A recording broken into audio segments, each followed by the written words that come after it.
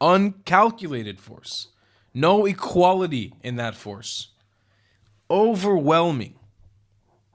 Every single person who has shook hands with Arabs, who rarely come out of the Muslim world, because it's either going to come out of an ex-Muslim or a Muslim who's very moderate, who understands the inner workings of the Muslim world. That's why I feel like that message is not projected enough. But look at it. There's so much consistency in that very message that I want to make sure I'm naming him correctly. Ahmed Tawfiq, is that his name? Tawfiq Hamid, sorry. Dr. Tawfiq Hamid. I want to honor his name because he's very, very correct about this. This is what it takes when battling the Muslim world. And unfortunately, Am Yisrael, the Jews, are in a battle with the Muslim world. We're in a war with the Muslim world. We have been for the last 76 years where we've been able to defend ourselves. Before that, we were just being oppressed by them. Now we're actually in a war. We've been in a war.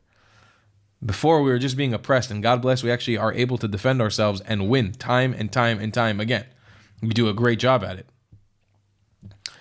So, I take those words as gospel. I listen to them when Arabs tell me, and all the Arabs that I've connected with this year who appreciate my content and appreciate my voice and are convinced by me and my rhetoric and my messaging. I know you guys are listening right now, and I know there's a bunch of you. I know that not a lot of you guys are allowed to speak up or connect with me, even though, just so you know, if you connect with me and you let me know your story, we'll keep it private. I never tell anybody.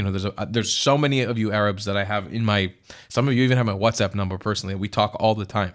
But, a lot of you are in my DMs or in messaging or in my Discord, and we talk. And I know you guys, and I appreciate you guys. And I know there's a lot of you out there who can't speak up. But you guys are the ones who I listen to. You guys are the ones who have been educating me more than anyone. Because, yes, I grew up in an Arabized family, an Iraqi Jewish family. So I kind of have those values, but you guys are really the ones who have been teaching me a lot. You've been teaching me how to get more Muslims on my side, and that's what I intend to do. You guys have been teaching me how to get those Arabs to listen to me. That's exactly the strategies I employ in my content. For any of you guys who think I'm overly emotional in my content, the way I speak, my demeanor, just know that the tall that you see making this content is very, very deliberate. It does happen. The only real interest for me here is to talk to the Arab side, to talk to the Muslim side. Go look at who I was for 10 years traveling around the world on this channel. Go look at the happy-go-lucky, open-minded Tall who would never let these inner thoughts that you see today come out. What you see today is a very deliberate, very calculated Tall who's here to, inshallah, change the world. That's the idea. That's the reason why I'm in an Arabic course right now, learning Arabic. So hopefully, inshallah, I can be for my channel. And you'll get a bunch of cool perks depending on what tier you join. Another great way to support me is by buying my merchandise on thetravelingclat.com. I regularly drop new merch designs like this beautiful hat or this amazing shirt, where you can support the channel and get something cool for yourself. I also have an amazing Discord community with people from all over the world. Thank you so much for your support.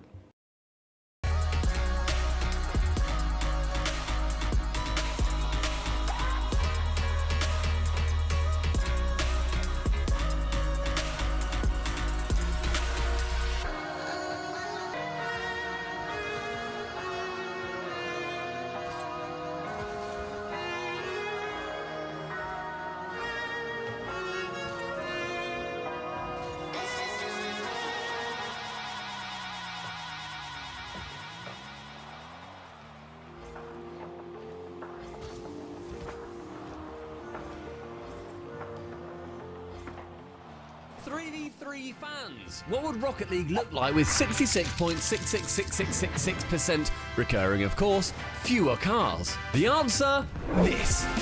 Takes to the air this time. Fairy gonna reach From the world of threes have signed up for the 1v1 Mina. But for 1v1 newbies, what makes the game mode so utterly and endlessly pog champion, as the kids say? Well, first and foremost, fewer defenders equals goals, goals, goals. But let's talk strategy. 1v1's a constant stream of plays and counterplays, as top players gain reads on their opponent's decision making and play style while the other guy throws them off. Expect some slower every single goal. Which brings us to kickoffs, something 1v1 takes to the extreme, as Rocket League becomes Rocket Pace. So, will our champion be a 3v3 pro showing off their adaptability, or a one's main strutting their stuff on home turf? above like a proud little peacock. Find out by tuning in this weekend. Then keep your eyes glued to the screen as Europe's best takes on South America at the Birmingham Major.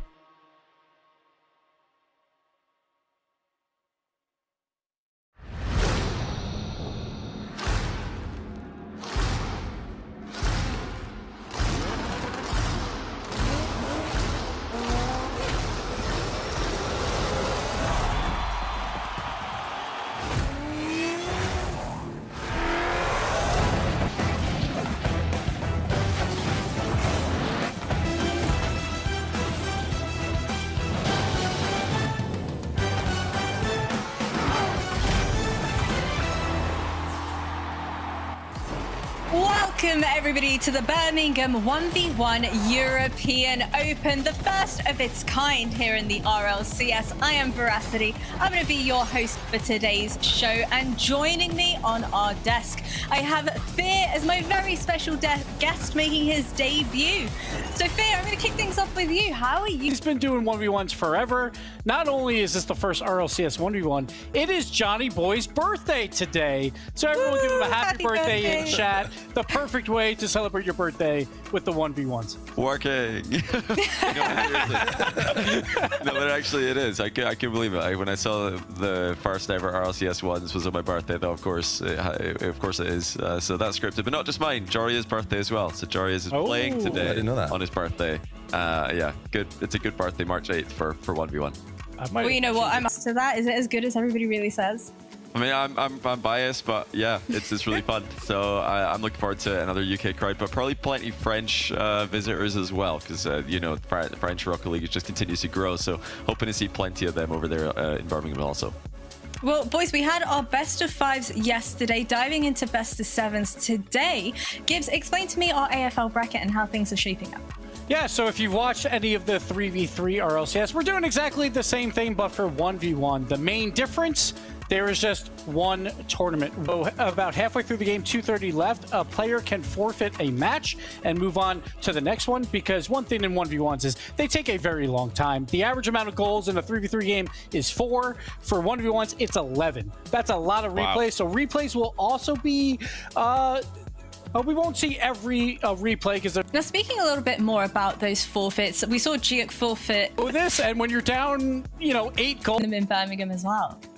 Yeah, I'm not sure we're going to see anything like this in terms of when we... In particular, that might be looking a little bit strong. It's anyone's pick. In North America, you've not only got Daniel, First Killer, the NA players you expect to be on top, but you also got Diaz now thrown into the mix, who's just the best player in the Americas right now for 1v1.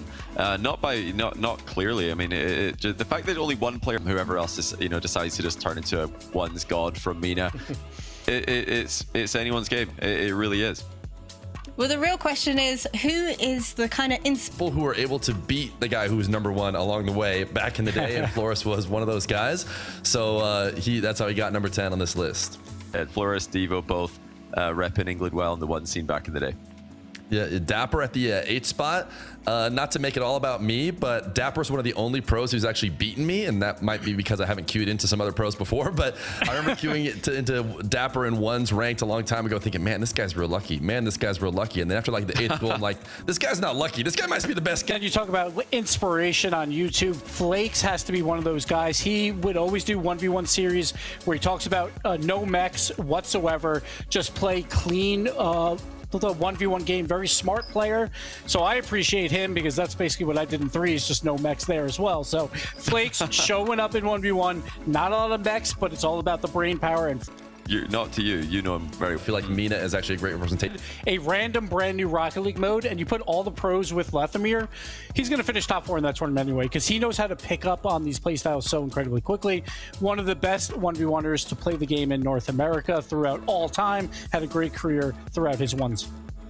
And then you've got Cox, another world champion for 3v3. There's actually, we've got 4 world champions for 3v3 in our list of 1v1 legends. So it shows how much crossover there's been over the years. But Cox there was one of the early guys who made it into, genuinely. I think it is. That's a good question. I mean, we have to ask him. We should definitely ask him that next time. And if I had to guess, it's probably just right now content. He's thinking, well, I could stream this, probably pretty fun to stream early rounds. Whoops, I nearly qualified. How did that happen? But he's very good. Well, Fairy Peak didn't make it to the group stages. He finished 23rd to 28th. Did either of you, you know, kind of at the beginning of this 1v1's journey, kind of anticipate that Fairy Peak might make it to playoffs at least? I think Fairy Peak, there's no question he's #1 in the GOAT list for a reason. I mean, that's why we had him on there. I think that because of that, out of respect, you can never doubt him. You never know what he's going to do. I do think it's maybe not. But yeah, he doesn't need to. That are quite different fit. For a lot more goals, which means a lot more kickoffs. So we're going to get into a breakdown here of some kickoff strategies, starting with a kickoff that Moxie likes to use, which is something that you're only going to really see in ones you don't often see in dead center behind the ball. And as we continue the recovery to get out underneath him and then shoot an ending from his initial flip into the ball, he takes advantage of that and gets him. Is to stop short of the kickoff, and we're going to watch a sequence of Vatira here, who gets 3 great kickoffs. He's going to stop short of the ball, allow Moxie to chip it into him and send it straight to the ceiling. And as we watch forward, Moxie's going to go flying by, and Vatira is going to be able to get the 100 boost, get up to this ball, and score it. Now, there's more things you can do as well. You can also not jump into the ball at all. As we watch Vatira go here, he's going to stay down on the ground. He's going to intentionally, or actually, I think this is one where he goes a standard kickoff. This is the one you guys are used to seeing most often. You probably do it in your games, where he does flip into the ball. He's going to win it to the right and then does eventually score here as we watch this go forward. It's possible to lose it into your back corner as well. This is actually a sequence of 3 straight kickoff goals that Vatira scored. This is his final one as he'll flip it over the top of Moxie. But there's another option when you go to kickoffs, which is not go to them at all. This is a match between Atto and Rawas, where on the diagonal kickoff, he is just going to half flip away from the ball. Rawas plays it pretty well, but no matter what you do, I think one of the main keys is you got to switch it up. If you're sticking for one too long, the other Good to see him performing as well as he has? Yeah, yes and yes for me. Short answer, yes and yes. I'm sure Fear would agree. Gibbs would probably agree as well.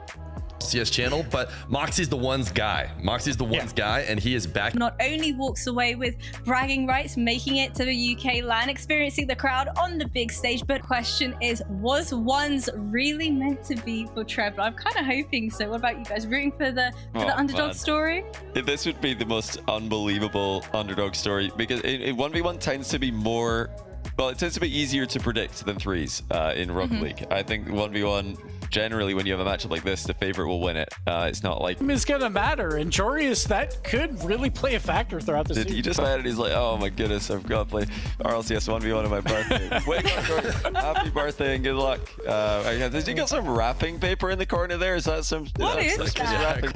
Do you reckon he's wrapping his own birthday presents? Maybe. I hope with not. Christmas. I think coming into this event, I would have predicted him to win this. But Juicy has been really impressing me. He's got some big wins in Swiss. He's got some big wins in the main event. Had to go ahead, send me their predictions. Let me know who you think is going to win. Is it going to be Jorius, or is it going to... Not his best day, right? So, all that being said, I had the pick of Rocket League, and I think... Like, honestly, it sounds cheesy, but I think the birthday buff actually done 1v1s on land before. So those nerves shouldn't play as much of a factor for him. So I'm going to go with Jorius. I'm going Juicy. Sorry, Jarius. It's my birthday as well, so I'm like, I'm going Juicy because he's been really impressive to me. Before, and he mentioned the fact that you qualified for Birmingham. I mean, just haven't had that situation before, Gibbs. That's why I'm excited, and it brings out a different level of pressure. And not only that, we know players like Jorius right here who will get the first goal to open this game, going for the low challenge in the aerial game. But Jorius is already going to Birmingham, but Juicy is not. His team did not qualify. So a little bit more of an importance on him to make it there in the ones space. Yeah, it's reaction-based. Matching it off the other player's going to bring what are his tendencies right now. But Juicy's just once again gone way too close to this. He throw it offline there. So we might see our first forfeit here. Like, if that goal goes in, maybe. But right now, we see... Or, you know, waiting for the Brazil until he could call next. I think he was just kind of waiting for Jorius. Just absolutely... Predict one of them. That is how impactful winning the kickoff can be. Once he grabbed the 100 boost, beat him to that mid. And right now, he's just going to try and waste as much of this boost from Jorius as possible. Well, with his flipper set. Yeah, lovely touch. And he's won another kickoff. Juicy... just has to, as you said, the no man's land distance is either too close or too far away. Once he kind of dials that in, I mean, that's 6 goals already that he can save. There, Jorius is Honestly, it might be a perfect save in the end. He's got to get a goal off it. That is ridiculous. A goal line defense from Jorius, but the mistake pays off for Jorius and gets the goal. How on earth did Jorius win that? It's going to be a goal purely from the 50-50 boost grab. I don't know how... Right? Like in threes, it's like, but it had an errant touch. It really does defense, but he just goes and attacks immediately to play with. Yeah, not sure if you're calling me a casual there, but I'll call... I mean, like your words, not mine, but... together. But here is Juicy, another solid. It's been fantastic on his air dribbles. He tries this time instead of the reset for the one more. Jorius aware, but Juicy back in time. Is he going to be able to track one more? No, Jorius. When you go for these aerial plays, now the recovery game goes to... Can he do it? Double wave dash, kick off again. We saw Juicy before go for that delayed approach. No fear in his analysis. I saw what wasting Fury time trying to do to the safer offense, where you kind of just poke them and really hurt. And if he